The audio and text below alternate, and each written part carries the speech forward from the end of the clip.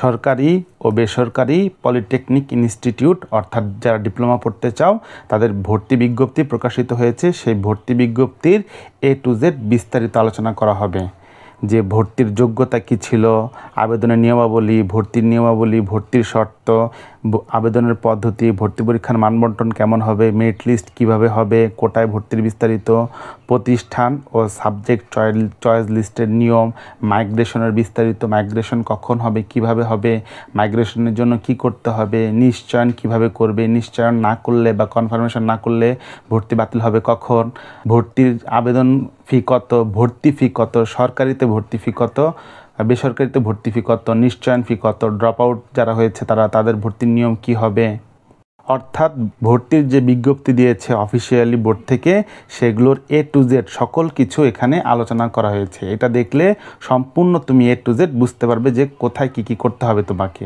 বাংলাদেশ কারিগরি শিক্ষা বোর্ড কর্তৃক প্রকাশিত 4 বছর মেয়াদী ডিপ্লোমা পর্যায়ের ভর্তি নির্দেশিকা সরকারি ও বেসরকারি প্রতিষ্ঠানের ক্ষেত্রে। আবেদনের যোগ্যতা, কারা আবেদন করতে পারবে, কোন কোন বিষয় আছে, যোগ্যতা ন্যূনতম কী, তারপরে দেখো এই মেরিন ইঞ্জিনিয়ারের জন্য যোগ্যতা কি, তোমাদের সকল কিছু A to Z ভেঙে ভেঙে সব বুঝাই দিব। বেসরকারির ক্ষেত্রে কি হবে A to Z সব বুঝাই দিব।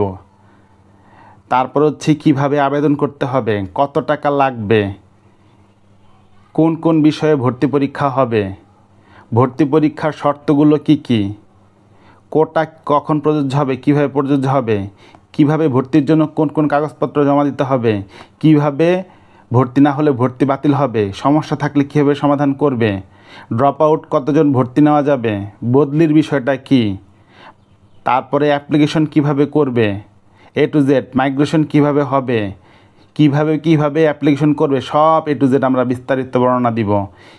প্রত্যেকটা পর্যায়ে কোটার ক্ষেত্রে কি করতে হবে, কিভাবে সিলেক্ট করতে হবে, A to Z যা আছে সম্পূর্ণ বিস্তারিত ভেঙে ভেঙে ব্যাখ্যা সহ আমরা আলোচনা করব। প্রত্যেকটা বিষয় আমরা নিয়ে আলোচনা করব বিস্তারিত A to Z ভালো করে দেখবে। সুন্দর মতন অরিজিনাল ওয়েবসাইট থেকে নামানো অরিজিনাল নোটিশটাকে ভেঙে ভেঙে আমরা অ্যানালাইসিস করব, বিশ্লেষণ করে দিব। তোমার কোনো আর বুঝতে ঝামেলা হবে না, কিভাবে কি A to Z সব বিস্তারিত আমরা বিশ্লেষণ করে দিচ্ছি। তো ডিপ্লোমা ইঞ্জিনিয়ারিংয়ের জন্য সরকারি বেসরকারি প্রতিষ্ঠানের জন্য প্রথম পর্বের প্রথম শিফট দ্বিতীয় শিফট দুইটা শিফটের জন্যই প্রযোজ্য। অনলাইনে আবেদনের জন্য কি করতে হবে, সবার প্রথমে আবেদনের যোগ্যতা কি দেখো। সরকারি প্রতিষ্ঠানের জন্য, এটা কিন্তু বেসরকারি না, অনলি সরকারি ডিপ্লোমার জন্য, এবং দুইটা শিফট প্রথম শিফট দ্বিতীয় শিফট দুইটার জন্যই। ডিপ্লোমা ইঞ্জিনিয়ারিংয়ে আবার কী সাবজেক্ট আছে দেখো, এখানে সবগুলো সাবজেক্ট দেওয়া আছে, এই সকল সাবজেক্ট। তারপরে diploma in tourism and hospitality management, diploma in textile ইঞ্জিনিয়ারিংয়ের আবার বিভিন্ন সাবজেক্ট। এই যে দেখতে পাচ্ছ এই বিষয়গুলো, এই ইঞ্জিনিয়ারিংয়ের এই বিষয়গুলো এই সাবজেক্টগুলোর জন্য, শুধুমাত্র এই সাবজেক্টগুলোর জন্য তোমাদের যোগ্যতা কি, যে কোনো শিক্ষা বোর্ড থেকে অথবা উন্মুক্ত বিশ্ববিদ্যালয় থেকে তুমি যদি এসএসসি পাস করো, তুমি যদি দাখিল পাস করো, তুমি যদি এসএসসি ভোকেশনাল হও বা দাখিল ভোকেশনাল হও, এবং তুমি যদি ইংলিশ মিডিয়ামের ও লেভেলের স্টুডেন্ট হও, তুমি যদি 2023 সালে 24 সালে 25 সালে এসএসসি পাস করো, 23 সালে পাস, 24 সালে এসএসসি পাস করছো, 25 সালে এসএসসি পাস করছো, এই 3 বছরের সকল শিক্ষার্থীরা আবেদন করতে পারবে। আর এসএসসি পরীক্ষার্থী বা সমমানের পরীক্ষার্থী যারা, তারা জেনারেল ম্যাথ মানে সাধারণ গণিত এবং হায়ার ম্যাথে ন্যূনতম জিপিএ 3 অর্থাৎ বি গ্রেড থাকতে হবে। ন্যূনতম ম্যাথে অথবা হায়ার ম্যাথে যে কোনো একটাতে তোমার জিপিএ 3 অথবা বি গ্রেড থাকতে হবে। আর ইন টোটাল তোমার জিপিএ মানে পরীক্ষার রেজাল্টে যেটা পাইছো, এটা হচ্ছে শুধু সাবজেক্ট বেস, আর হচ্ছে মোট জিপিএ। তোমার জিপিএ যদি 3 হয়, ন্যূনতম 3 হয়, 3-র উপরে হইলেও তুমি অ্যাপ্লাই করতে পারবা।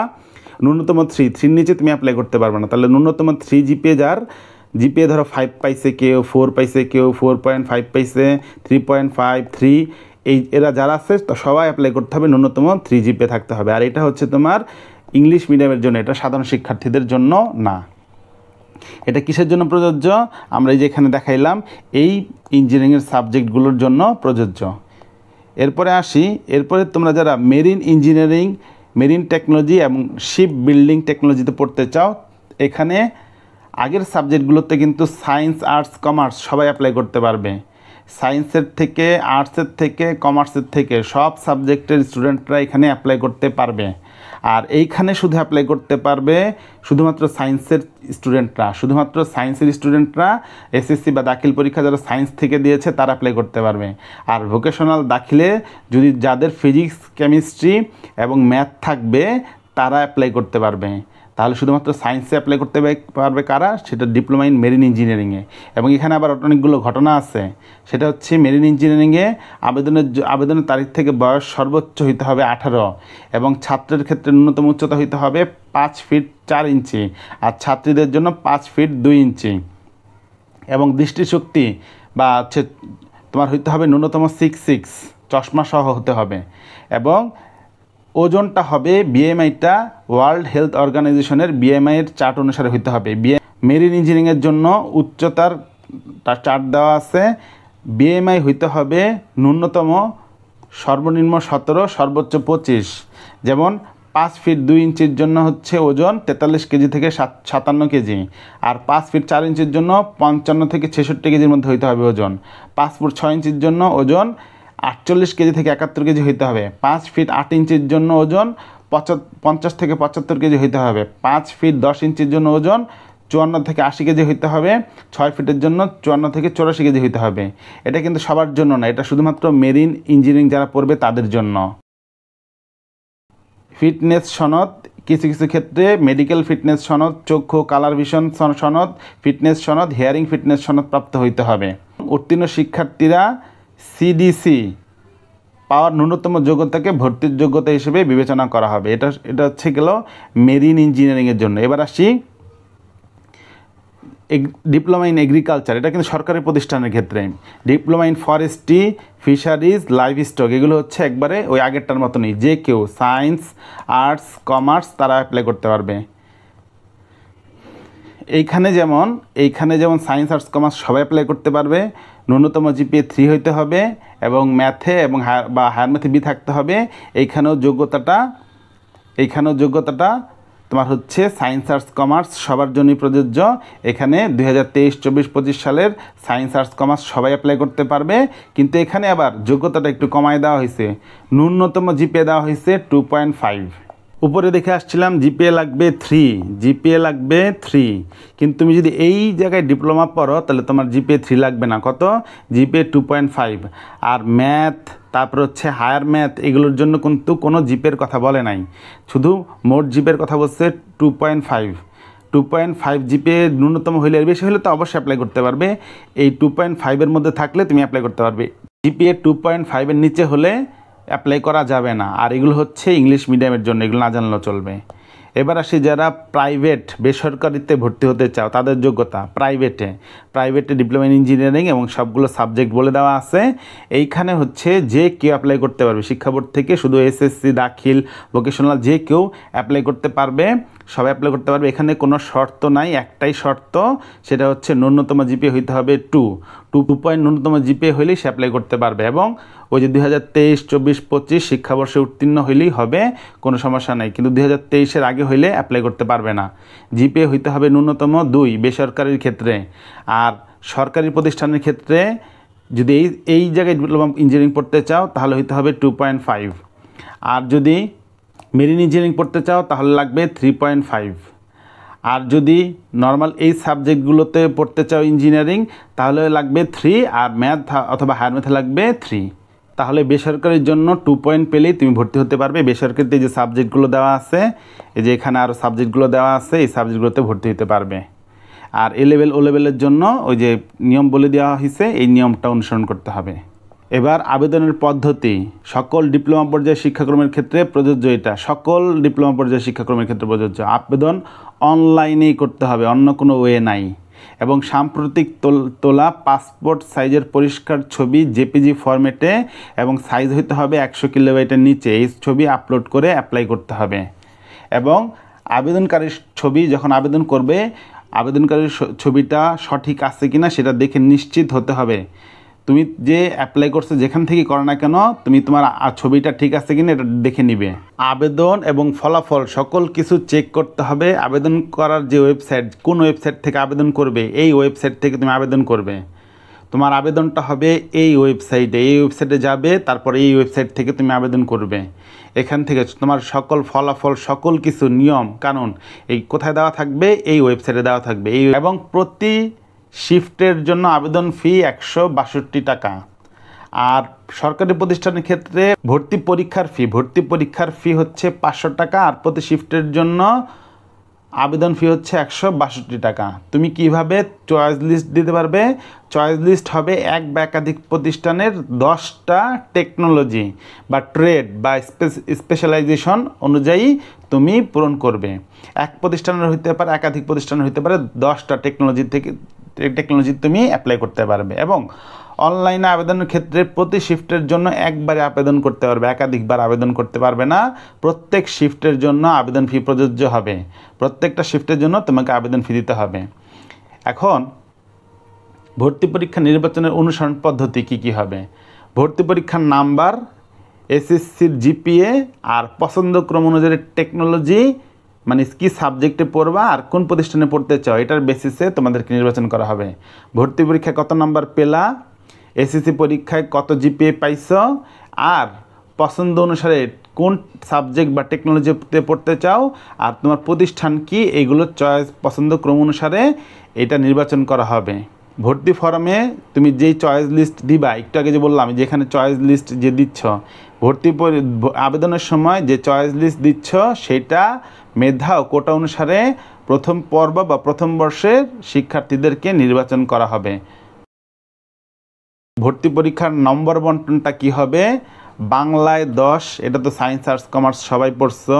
ইংরেজিতেও 10টা এমসিকিউ, ম্যাথ থেকে 20টা এমসিকিউ, আর বিজ্ঞান বিষয়ক পদার্থ রসায়ন থেকে 20টা এমসিকিউ। এখন প্রশ্ন আসতে পারে, আর্টস কমার্সের বাচ্চা কাচ্চারা তো ফিজিক্স কেমিস্ট্রি পড়ে নাই, তাহলে তারা 20টা এমসিকিউ কীভাবে পারবে?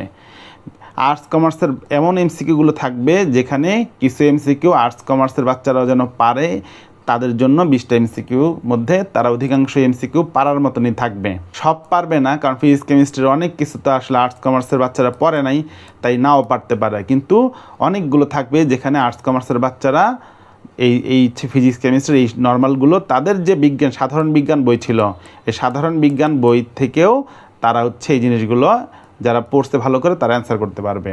আর অ্যাপটিটিউড টেস্ট, এটাতে থাকবে 10 নাম্বার, মোট 70 নাম্বারের এমসিকিউ হবে এবং ভর্তি পরীক্ষা হবে তোমরা জানো 1 ঘন্টা। আর এসএসসির জিপিএ হবে 30। তার মানে এসএসসি তুমি যদি জিপিএ 5 পাও, তুমি যেই জিপিএ পাও না কেন সবসময় কত দিয়ে গুণ করবো? 6 দিয়ে গুণ করলে সেটা হবে তোমার এসএসসির জিপিএ স্কোর। তো সর্বমোট 100, সে 100 স্কোর থেকে তোমাকে নির্বাচন করা হবে। এবার কোথা থেকে প্রশ্ন আসবে? সিলেবাসটা কি? সিলেবাসটা হবে এসএসসি বা সমমানের পরীক্ষার সিলেবাস অনুযায়ী। তোমাদের যে 9-10-এর বইটা আছে ওই বই থেকেই সিলেবাস হবে। ওই জায়গা থেকে প্রশ্ন হবে। 9-10-এর বইটা ভালো করে পড়বে, সেটা কীভাবে পড়বে বিস্তারিত গাইডলাইন নিয়ে আলাদা একটা ভিডিও দেওয়া হবে। ভর্তির ক্ষেত্রে মেধা তালিকা কীভাবে করবে? প্রথমে যে স্কোর পাবে ভর্তি পরীক্ষায় সেটার ভিত্তিতে, এই যে মোট স্কোর পাবে সেটার ভিত্তিতে মেধা তালিকা তৈরি করা হবে। তারপর স্কোর যদি সেম হয়ে যায়, তাহলে যারা এসএসসিতে জেনারেল ম্যাথে জিপিএ বেশি তারা মেধা তালিকায় অগ্রাধিকার পাবে। তারপর যদি জেনারেল ম্যাথের জিপিএ সবার সেমি হয়ে যায়, তাহলে সায়েন্সের ক্ষেত্রে হায়ার ম্যাথ, আর্টস কমার্সের ক্ষেত্রে সাধারণ বিজ্ঞানের জিপিএর ভিত্তিতে মেরিট লিস্ট বানানো হবে। হায়ার ম্যাথ আর সাধারণ বিজ্ঞানে যদি জিপিএ সেম হয়ে যায়, তখন দেখবে ইংলিশের জিপিএর ভিত্তিতে মেধা তালিকা বা মেরিট লিস্ট বানানো হবে। ইংলিশেও যদি সেম থাকে, তাহলে ফিজিক্স কেমিস্ট্রির নাম্বার যার বেশি সেই ভিত্তিতে মেরিট লিস্ট বানানো হবে। ফিজিক্স কেমিস্ট্রির যদি জিপিএ সেম হয়, তাহলে মোট নম্বর যার বেশি সেই অনুযায়ী তোমার মেরিট লিস্ট বানানো হবে। এবার সবচেয়ে বড় ভুল যেটা করো, অনলাইনে আবেদন ফর্মের প্রদত্ত পছন্দ, ভর্তি পরীক্ষায় মোট স্কোর এবং কোটার ভিত্তিতে নির্বাচিত শিক্ষার্থী কোনো একটা পর্যায়ে যদি কনফার্মেশন না করে, যে অনেকে নিশ্চয় না করে, চান্স পাইছে তারপর চুপচাপ বসে থাকে, চান্স পেলে হবে না, মেরিট লিস্টে নাম আসলে হবে না, তোমাকে কনফার্মেশন করতে হবে। তুমি যদি কনফার্মেশন না করো তাহলে ভর্তির আবেদন বাতিল, তুমি আর ভর্তি হতে পারবে না। তুমি মেরিট লিস্টে চান্স পাইলে কোনো লাভ নাই, তুমি যদি চান্স পাওয়ার পর নিশ্চয়ন বা কনফার্মেশন না নাও বা কনফার্মেশন না করো। এবার ভর্তি পরীক্ষার ক্ষেত্রে কোটার বিষয়গুলো তোমরা দেখবা, যে হচ্ছে মুক্তিযোদ্ধাদের জন্য কত %, প্রতিবন্ধীদের জন্য, তারপর হচ্ছে ক্ষুদ্র নৃগোষ্ঠীর জন্য, মহিলা শিক্ষার্থীদের ক্ষেত্রে নিজ জেলা বিভাগকে অগ্রাধিকার দেওয়া হবে, যারা হচ্ছে মেয়ে শিক্ষার্থী আছে তাদের জন্য নিজ জেলাকে প্রায়োরিটি দেওয়া হবে, নিজ বিভাগকে প্রায়োরিটি দেওয়া হবে। এবার ভর্তির জন্য প্রশাসনিক কার্যক্রম, এই যারা কোটায় অ্যাপ্লাই করবা তারা এই জিনিসগুলো দেওয়া লাগবে। তারপরে ক্ষুদ্র নৃগোষ্ঠী যারা, তারা হচ্ছে এই সার্টিফিকেটগুলো জমা দেওয়া লাগবে। যারা হচ্ছে তৃতীয় লিঙ্গে তাদের জন্য এই সার্টিফিকেট লাগবে। যারা প্রতিবন্ধী তাদের জন্য সমাজসেবা অধিদপ্তরের সার্টিফিকেট লাগবে। এই জিনিসগুলো কোটায় যারা ভর্তি হতে হচ্ছে তাদের জন্য। আর কোটায় যদি আসন শূন্য থাকে, কোটায় যদি লোক না পাওয়া যায়, তাহলে নর্মাল মেরিট লিস্ট বা সাধারণ মেরিট লিস্ট থেকে ওই আসনটা ফিল আপ করে দেওয়া হবে। ভর্তির সময় মূল নম্বরপত্র ট্রান্সক্রিপ্ট যেটা শিক্ষা বোর্ড থেকে দিছে, সেইটা তুমি যেই কলেজে ভর্তি হবে সেই কলেজে জমা দিতে হবে, এবং ওইটার হার্ড কপির সাথে মেইন কপিও জমা দিতে হবে। যতদিন পর্যন্ত তুমি পাস না করবে ডিপ্লোমা, ততদিন পর্যন্ত ওই নম্বরপত্রটা বা ট্রান্সক্রিপ্টটা ওই কলেজে বা শিক্ষা প্রতিষ্ঠানে জমা থাকবে। তুমি যদি এটা ফেরত চাও তাহলে ভর্তি বাতিল করে ফেরত নিতে হবে। এবং কেউ মূল নম্বরপত্র ট্রান্সক্রিপ্ট জমা দেওয়া ছাড়া ভর্তি হইতে পারবে না। তার মানে কোনো শিক্ষা প্রতিষ্ঠান শিক্ষার্থীকে মেইন ট্রান্সক্রিপ্ট নম্বরপত্র জমা নেওয়া ছাড়া ভর্তি করতে পারবে না। শিক্ষা প্রতিষ্ঠান বোর্ড নির্ধারিত তারিখে এসএসসি পরীক্ষার মূল নম্বরপত্র সহ অন্যান্য প্রয়োজনীয় ডকুমেন্ট জমা দিবে, দেওয়ার পর ভর্তি কার্যক্রম সম্পন্ন করবে। যদি না করে, ভর্তি কার্যক্রম মূল কপি জমা না দিয়ে ব্যর্থ হয়, তার নিশ্চয়ন কী হবে? বাতিল বলে গণ্য হবে। তার নিশ্চয়ন বাতিল বলে গণ্য হবে এবং তার ওই সিটটা খালি হবে। খালি হইলে তারপর হচ্ছে ওয়েটিং লিস্ট থেকে মেধা বা পছন্দক্রম অনুসারে পূরণের ব্যবস্থা করা হবে। অপেক্ষমান তালিকা থেকে মেধা ও পছন্দের ক্রম অনুযায়ী ভর্তি কমিটির সিদ্ধান্ত মোতাবেক নির্দিষ্ট সময় পর পর ভর্তির সুযোগ প্রদান করা হবে। ওই যে আমরা বলছিলাম প্রথম পর্যায়ে, দ্বিতীয় পর্যায়ে, তৃতীয় পর্যায়ে রেজাল্ট দিবে, নিশ্চয়ন হবে, এইটার বেসিসে করা হবে। যে নিশ্চয়ন করবে না বা কাগজপত্র জমা দিতে পারবে না বা নিয়মিত সঠিক সময়ে এসে ভর্তি হতে পারবে না, তাদের ভর্তি বাতিল হয়ে যাবে। এবং ক্লাস শুরুর 7 দিনের মধ্যে যারা হচ্ছে শিক্ষার্থী, ভর্তির আবেদনের ছবি শিক্ষার্থীদের সাথে মিলিয়ে নিতে হবে। দেখা যায় ভর্তির আবেদনের ছবি একরকম, শিক্ষার্থীর ছবি আরেক রকম, মিলিয়ে টেস্ট করতে হবে। যদি ভুল থাকে তাহলে সংশোধন করতে হবে। আর যদি এখনই সংশোধন না করে 7 দিনের মধ্যে, পরবর্তীতে এই সংশোধনের কোনো সুযোগ থাকবে না। একজন শিক্ষার্থী যদি একাধিক শিক্ষাক্রমে পূর্বে অন্য কোথাও ভর্তি হয়ে থাকে, তার ক্লাস শুরু করার 4 সপ্তাহের মধ্যেই সেটা বাতিল করতে হবে। কোনো শিক্ষার্থী দেখা যায় কি একাধিক জায়গায় ভর্তি হয়ে বসে থাকে, যদি একাধিক জায়গায় ভর্তি হয় 4 সপ্তাহের মধ্যে তার ভর্তি বাতিল করবে। আর যদি ভর্তি বাতিল না করে তাহলে ডাবল ভর্তির কারণে বাতিল তোমার হচ্ছে রেজিস্ট্রেশন করতে পারবে না তুমি। তাই যাদের একাধিক শিক্ষা প্রতিষ্ঠানে ভর্তির অবস্থায় আসছো তোমরা, তারা ওই রেজিস্ট্রেশন বাতিল না করলে তোমাদের নতুন করে ডিপ্লোমাতে রেজিস্ট্রেশন করা হবে না। এবার আসি অনেক গুরুত্বপূর্ণ মাইগ্রেশন। সরকারি শিক্ষা প্রতিষ্ঠানের ক্ষেত্রে, বেসরকারির ক্ষেত্রে না, কিন্তু সরকারি শিক্ষা প্রতিষ্ঠানের ক্ষেত্রে তুমি যখন নিশ্চয়ন বা কনফার্মেশন করবা, তখন অটো মাইগ্রেশন মানে আপনি উপরের দিকে সাবজেক্টে বা উপরের দিকের কলেজে যাবে। ধরো তুমি কলেজে সাবজেক্ট চয়েস দিছে এরকম 10টা, ধরো তোমার 3 নাম্বারটা আছে, তুমি যদি অটো মাইগ্রেশন অন রাখো তাহলে 3 নাম্বার চয়েস থেকে 2 নাম্বারে যাবে, 2 নাম্বার থেকে 1 নাম্বারে যাবে। তো সাবজেক্ট বলো আর প্রতিষ্ঠান বলো, তুমি যদি 3 নাম্বার সাবজেক্ট বা প্রতিষ্ঠানে চান্স পাও, মাইগ্রেশন অন থাকলে তোমার 2 নাম্বার পছন্দ যেটা আছে সেখানে যাবে, তারপরে সিট ফাঁকা থাকলে তারপর 1 নাম্বারে যাবে, এইভাবে যাবে। তার মানে অটো মাইগ্রেশন অন রাখলে প্রত্যেকবার যখন ওয়েটিং লিস্টের ফলাফল প্রকাশের সময় আসন যদি খালি থাকে, তার সাপেক্ষে শিক্ষার্থীর আবেদনে উল্লেখিত তুমি যখন চয়েস লিস্ট দিছিলা, আবেদন করছিলা, তখন তুমি যে টেকনোলজি দিছিলা, যে সাবজেক্ট দিছিলা এবং যে প্রতিষ্ঠান দিছিলা, এটার উপরের দিকের ভর্তির সুযোগ প্রদান করা হবে। যে উপরের দিকে যে সাবজেক্টগুলো ছিল, ধরো তুমি নিচের দিকে সাবজেক্ট বা প্রতিষ্ঠান পাইছো, নিচের দিকে সাবজেক্ট বা প্রতিষ্ঠান পাইছো, উপরের দিকেগুলো পাও নাই, তখন খালি থাকা সাপেক্ষে তোমাকে মাইগ্রেশনের মাধ্যমে সেই সুযোগ প্রদান করা হবে। পূর্বের ভর্তির সুযোগপ্রাপ্ত নিশ্চয়নকৃত টেকনোলজি এবং প্রতিষ্ঠানের পরিবর্তে মাইগ্রেশনের মাধ্যমে প্রাপ্ত নতুন টেকনোলজি প্রতিষ্ঠানে অধ্যয়ন করতে পারবে। আগে যে প্রতিষ্ঠানের এবং যে টেকনোলজিতে ভর্তি হয়েছিলা, ওইটাতে ধরো তোমার নিচের দিকে ছিল, তুমি মাইগ্রেশন করে এখন তুমি উপরের দিকের সাবজেক্টে, যেটা চয়েস লিস্টে ছিল তোমার, সেই সাবজেক্টে এবং সেই প্রতিষ্ঠানে তুমি ভর্তি হতে পারবে, পড়তে পারবে। পছন্দের টেকনোলজি বা প্রতিষ্ঠান, এখন তুমি যেই প্রতিষ্ঠানে পছন্দের একটা টেকনোলজি বা সাবজেক্টে বা প্রতিষ্ঠানে ভর্তির সুযোগ পেয়েছ, নিশ্চয়ন করতেছ, এখন তুমি যদি সেখানেই কন্টিনিউ করতে চাও যে আমি আর উপরের দিকে কোনো কলেজে বা উপরের দিকের কোনো সাবজেক্টে যাব না, যেটাতে পাইছি সেটাতে আমি পড়ব, পছন্দের যেটা পাইছি এটাতে আমার পছন্দ হয়েছে, এই প্রতিষ্ঠানটা আমার পছন্দ হয়েছে, আমি এখানে নিশ্চয়ন করছি, এখানেই ভর্তি হব, এখানে পড়তে থাকবো, তাহলে তোমাকে কি করতে হবে, এই তোমার অটো মাইগ্রেশনটা অফ করে দিতে হবে। ফলে তুমি যেখানে আসছো তুমি সেখানেই থাকবে, আর মাইগ্রেশন করে অন্য কলেজে, উপরের দিকে কলেজে আসবে না। মনে রাখবা, মাইগ্রেশন উপরের দিকে আসবে, নিচের দিকের কলেজে কিন্তু আসবে না, উপরের দিকের কলেজগুলো আসবে। তাহলে যদি তোমার পছন্দ হয়ে যায় কলেজটা, সাবজেক্টটা, তাহলে অটো মাইগ্রেশন তুমি বন্ধ করে দিবে। আর যদি মাইগ্রেশন বন্ধ না করো, নর্মালি রেখে দাও, তাহলে অটো মাইগ্রেশন, নর্মালি যদি কিছুই না করো, তাহলে অটো মাইগ্রেশন সবসময় অনই থাকবে।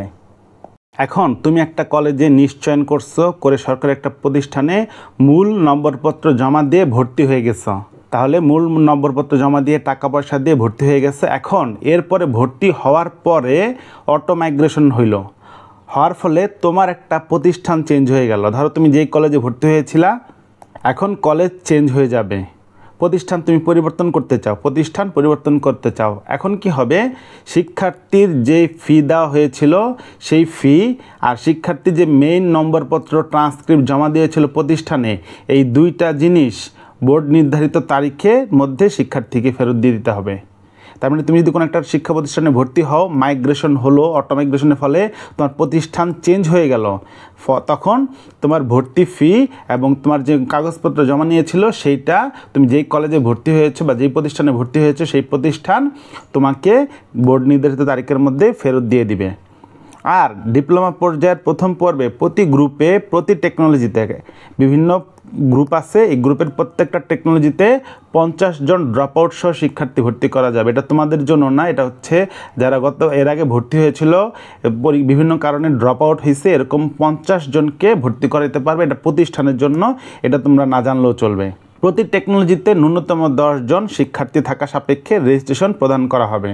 প্রত্যেকটা টেকনোলজিতে ন্যূনতম 10 জন স্টুডেন্ট থাকবে, সেই অনুযায়ী রেজিস্ট্রেশন প্রদান করা হবে। এটা তোমাদের না জানলেও চলবে, যারা নতুন ভর্তি হবে তাদের জন্য না, যারা ড্রপ আউট তাদের জন্য, যারা পুরাতন শিক্ষার্থী গত বছর ছিল, তার আগে ছিল, তাদের জন্য।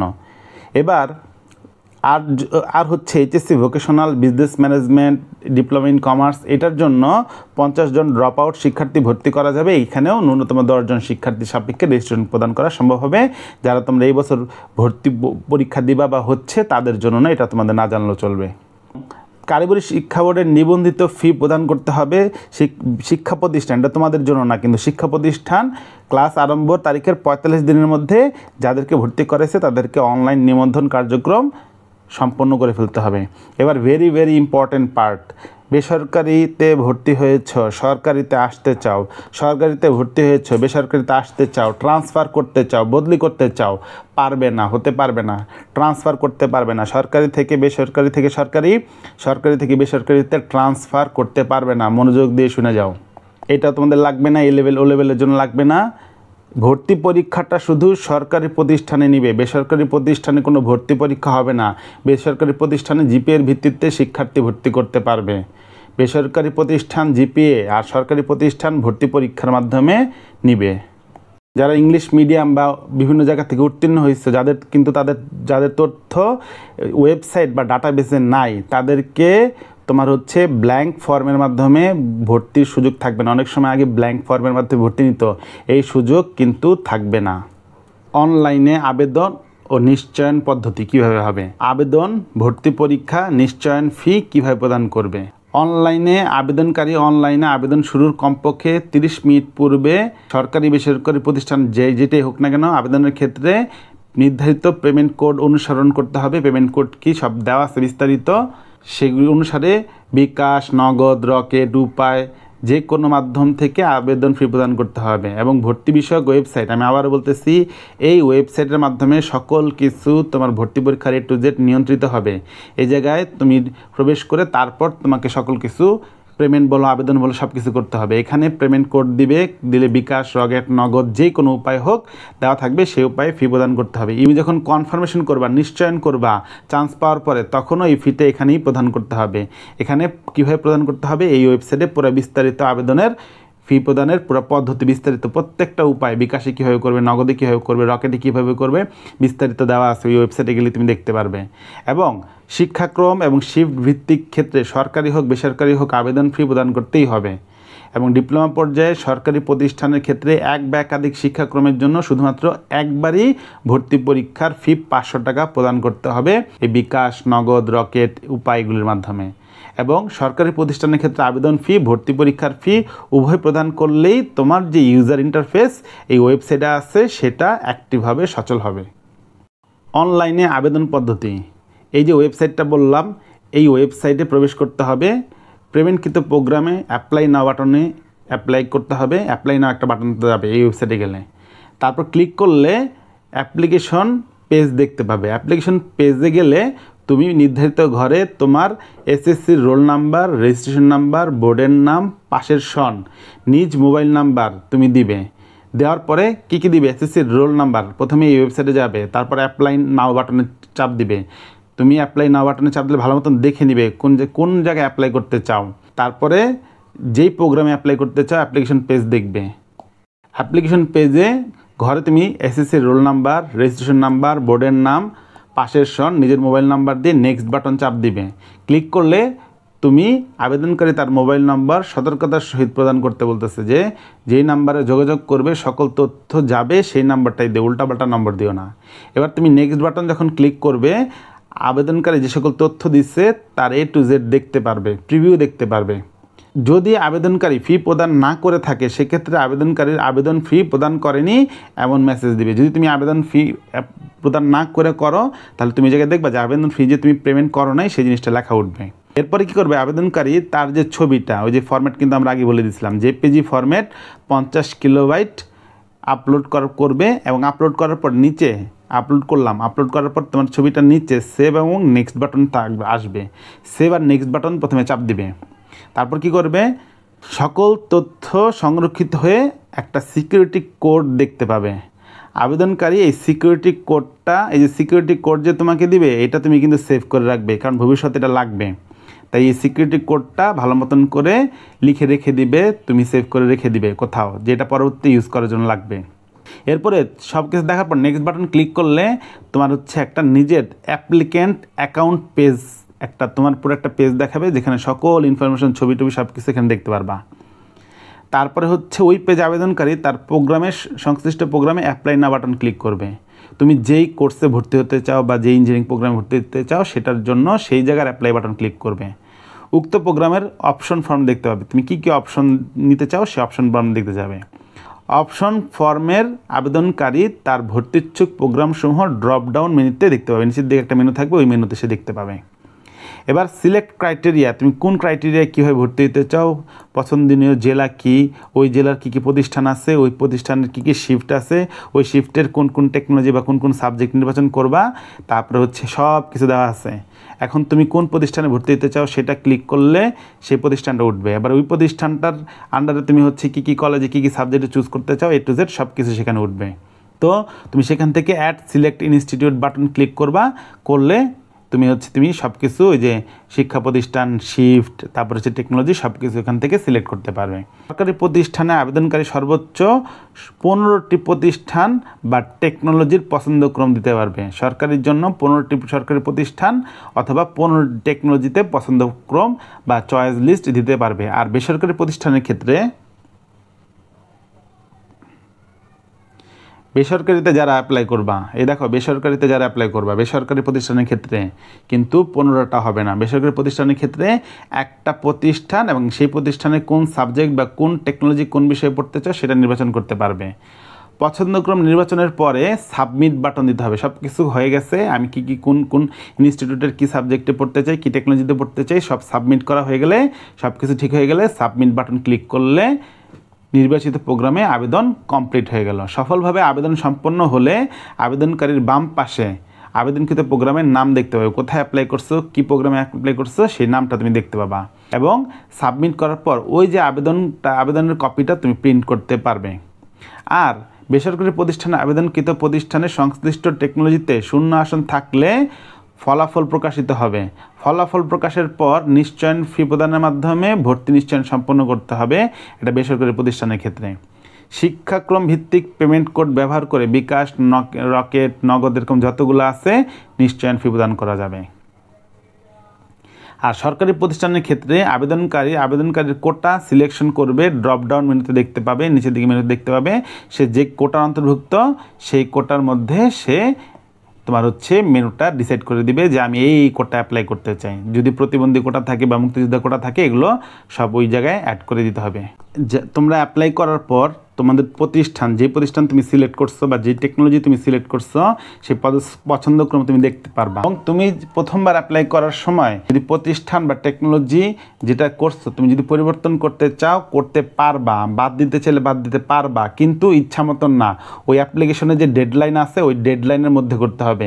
ওই ডেডলাইন পার হয়ে যাওয়ার পরে তুমি আর ওইটা চেঞ্জ করতে পারবা না। প্রথমে তুমি ওই সময়ের মধ্যে চাইলে একবার দিয়ে ফেলছো তুমি টেকনোলজি বা প্রতিষ্ঠান, পরে গিয়ে চেঞ্জ করতে পারবা। এই ডেডলাইন পার হয়ে গেলে আর পারবে না।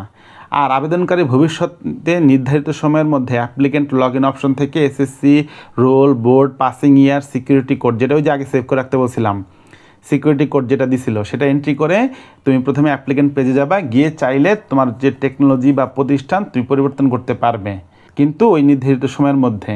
নির্ধারিত সময় পার হয়ে গেলে তারপর কিন্তু আর পারবে না। একই আবেদনকারী একাধিক প্রোগ্রামে আবেদন করতে চাইলে আবেদনকারীকে প্রত্যেক প্রোগ্রামের জন্য আলাদা করে পেমেন্ট সম্পন্ন করতে হবে। তুমি যদি একাধিক প্রোগ্রামে একজন আবেদনকারী একাধিক প্রোগ্রাম, ধরো ডিপ্লোমা ইঞ্জিনিয়ারিং, ডিপ্লোমা এগ্রিকালচার আবেদন করতে চাইলে আবেদনকারী প্রত্যেক প্রোগ্রামের জন্য, এই প্রোগ্রামের জন্য আলাদা পেমেন্ট, এই প্রোগ্রামের জন্য আলাদা পেমেন্ট সম্পন্ন করতে হবে, প্রত্যেকটার জন্য আলাদা পেমেন্ট। এবং পেমেন্ট সম্পন্ন করে অ্যাপ্লিকেন্ট লগ ইন অপশনে গিয়ে এসএসসি, রোল, পাসিং ইয়ার আর যে সিকিউরিটি কোড যেটা আসবে সেই নিয়ম অনুসারে তুমি আবেদন প্রক্রিয়া সম্পন্ন করতে হবে সেমভাবে। তাই প্রত্যেকটা প্রোগ্রামের জন্য আলাদা করে আবেদন করতে হবে। আমি আবার বলতেছি, একাধিক প্রোগ্রামের জন্য প্রত্যেক প্রোগ্রামের জন্য আলাদা করে পেমেন্ট দিতে হবে, আলাদা করে টাকা দিতে হবে। একটাতে অ্যাপ্লাই করছো, টাকা দিচ্ছ, ওই একটা দিয়ে সবগুলো প্রোগ্রামের পেমেন্ট সম্পন্ন হবে না। আর যারা কোটা অ্যাপ্লাই করতে চাও তাদের জন্য এই অংশটুকু তোমরা দেখে নিবা। এবার ডিপ্লোমার ভর্তির ক্ষেত্রে আদায়যোগ্য ফি কী, সেটা এই প্রোগ্রামগুলোর জন্য সরকারি প্রতিষ্ঠানের ক্ষেত্রে আবেদন ফি 162 টাকা, ভর্তি পরীক্ষার ফি 500 টাকা, মোট 662 টাকা এক শিফটের জন্য দিতে হবে। আর একাধিক শিফটে আবেদনের ক্ষেত্রে প্রতি শিফটের বা শিক্ষাক্রমের জন্য অতিরিক্ত 162 টাকা অ্যাড করতে হবে। আর এই প্রোগ্রামগুলির জন্য বেসরকারি প্রতিষ্ঠানের ক্ষেত্রে যেহেতু ভর্তি পরীক্ষা নাই, তাই 162 টাকা দিয়ে তোমার অ্যাপ্লাই করতে হবে। আর 2 বছর মেয়াদি যে কোর্সে যারা ভর্তি হতে চাও তাদের জন্য তোমার 162 টাকা দিয়ে অ্যাপ্লাই করতে হবে। এবার আসি, যদি কোনো ভর্তি পরীক্ষার্থী সরকারি প্রতিষ্ঠানে ডিপ্লোমা ইন ইঞ্জিনিয়ারিং প্রথম শিফট, ডিপ্লোমা ইন টেক্সটাইল এই 2টা শিক্ষাক্রমে আবেদন করতে আগ্রহী হয়, তাহলে তাকে পেমেন্ট করতে হবে 162 মোট 824 টাকা। আর শিক্ষার্থীকে শুধুমাত্র একবারই ভর্তি ফি 500 টাকা দিতে হবে। নিশ্চয়ন ফি, কনফার্মেশন ফি, তুমি মেরিট লিস্টে চান্স পাইছো কিন্তু কনফার্মেশন বা নিশ্চয়ন করো নাই, তাহলে কিন্তু তোমার ভর্তি বাতিল। এবার নিশ্চয়ন ফি কাদের জন্য? সকল পর্যায়ের ডিপ্লোমার শিক্ষার্থীদের জন্য নিশ্চয়ন ফি 238 টাকা। এটা সরকারি পলিটেকনিক ইনস্টিটিউট আর মেইন ইনস্টিটিউট ছাড়া, এদের জন্য না, এরা বাদে নর্মাল সকল শিক্ষার্থীদের জন্য ডিপ্লোমা পর্যায়ের শিক্ষার্থীদের নিশ্চয়ন ফি 238 টাকা, যারা সরকারি পলিটেকনিক ইনস্টিটিউট আর মেইন ইনস্টিটিউটে চান্স পেয়েছে তারা বাদে। তাহলে তারা কত টাকা পেমেন্ট দিবে? যারা পলিটেকনিক ইনস্টিটিউট আর মেইন ইনস্টিটিউটে চান্স পেয়েছে তাদের জন্য নিশ্চয়ন ফি 395 টাকা। এই টাকার মাধ্যমে তোমার হচ্ছে কনফার্মেশন বা নিশ্চয়ন করতে হবে। এটা না করলে কিন্তু তোমার ভর্তি বাতিল। তাহলে যারা এইসব জায়গায় চান্স পেয়েছে তারা দিবে 395 টাকা, আর এসব জায়গায় ছাড়া যারা অন্য জায়গায় চান্স পেয়েছে তারা দিবে 238 টাকা। যারা 2 বছর মেয়াদি এই কোর্সগুলোতে ভর্তি হয়েছে তারা নিশ্চয়ন ফি দিবে 195 টাকা। এই 2 বছর মেয়াদি এই কোর্সগুলোতে যারা ভর্তি হবে তাদের জন্য হচ্ছে 195 টাকা। এবার ভর্তির সময় কত টাকা ফিস লাগবে? সেশন চার্জ সহ ভর্তি ফি সর্বসাকুল্যে কত টাকা? এমপিওভুক্ত যারা বেসরকারি প্রতিষ্ঠানের ক্ষেত্রে কিন্তু এটা বেসরকারি প্রতিষ্ঠানের সেশন চার্জ সহ ভর্তি ফি সর্বসাকুল্যে, বেসরকারি প্রতিষ্ঠান, সরকারি না কিন্তু। বেসরকারি প্রতিষ্ঠানের ক্ষেত্রে এমপিওভুক্ত 5,000 টাকা, বাংলা ভার্সন আংশিক এমপিওভুক্ত বহির শিক্ষা প্রতিষ্ঠানের উন্নয়ন ফি 9,000 টাকা, ইংলিশ ভার্সনের ক্ষেত্রে 10,000 টাকা, মেট্রোপলিটন ঢাকা ব্যতীত 3,000 টাকা, জেলা শহরের ক্ষেত্রে 2,000 টাকা, মফস্বলের ক্ষেত্রে 1,000 টাকা। এবং উন্নয়ন খাতে কোনো প্রতিষ্ঠান 3,000 টাকার বেশি আদায় করতে পারবে না। সরকারি প্রতিষ্ঠানের ক্ষেত্রে ফি কী হবে? বোর্ড কর্তৃক বিজ্ঞপ্তি দিয়ে দেওয়া হবে কত টাকা ভর্তির জন্য লাগবে, সেই অনুযায়ী সরকারিতে ভর্তির জন্য টাকা দিতে হবে। এই ছিল A to Z তোমাদের সার্কুলার বিস্তারিত এক্সপ্লেনেশন, বিবরণ, একবারে পার্ট বাই পার্ট তোমাদের সার্কুলারটা বুঝিয়ে দেওয়া হয়েছে। প্রত্যেকটা জিনিস অ্যানালাইসিস করা হয়েছে। আরও যদি দরকার হয় পরবর্তীতে প্রত্যেকটা অংশ ধরে আবার আলোচনা করে বিস্তারিত আমরা ব্যাখ্যা দিয়ে দিব যদি দরকার হয় কোনো জায়গায়।